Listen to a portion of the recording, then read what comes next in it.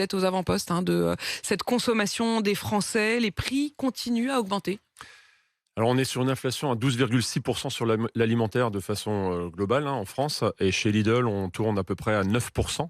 Parce qu'on contient un petit peu, on réduit nos marges pour essayer justement de combattre et de préserver le pouvoir d'achat des Français. Ouais. Donc on fait très attention, mais on subit l'inflation comme tout le monde. Comme tout le monde, et elle Bien sûr. continue, elle se poursuit. C'est-à-dire qu'on a quand même l'impression que maintenant, ça fait des mois que ça ne s'arrête pas. Elle se poursuit ou elle se tasse?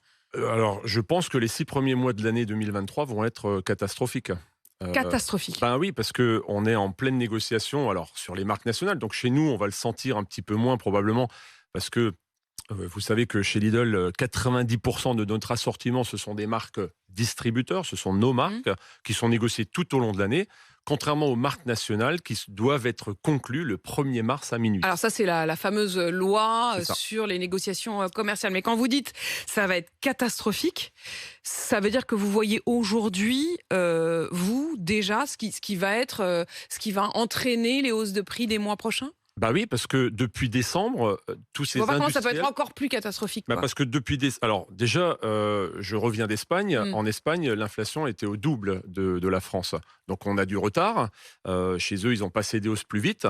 Donc on a actuellement des propositions de hausse tarifaire de la part de nos fournisseurs qui sont à 2 chiffres. Ça va, pour certains, jusqu'à 49% de hausse demandée. Ça veut dire que, on va prendre le litre de lait, parce que voilà une chose, est-ce que vous pouvez nous dire, à combien il sera, en février, en mars? Est-ce que vous avez une idée de ce qu'on va payer pour un litre de lait, par exemple? Alors, je ne sais pas si le litre de lait est un bon exemple, parce que derrière, il y a un éleveur. Et l'éleveur, on a toujours dit, et Egalim 1, Egalim 2, on en reparlera certainement après, on est là pour défendre le revenu de l'éleveur. Mais le litre de lait est passé de 78 centimes il y a encore quelques mois, et on va passer l'euro.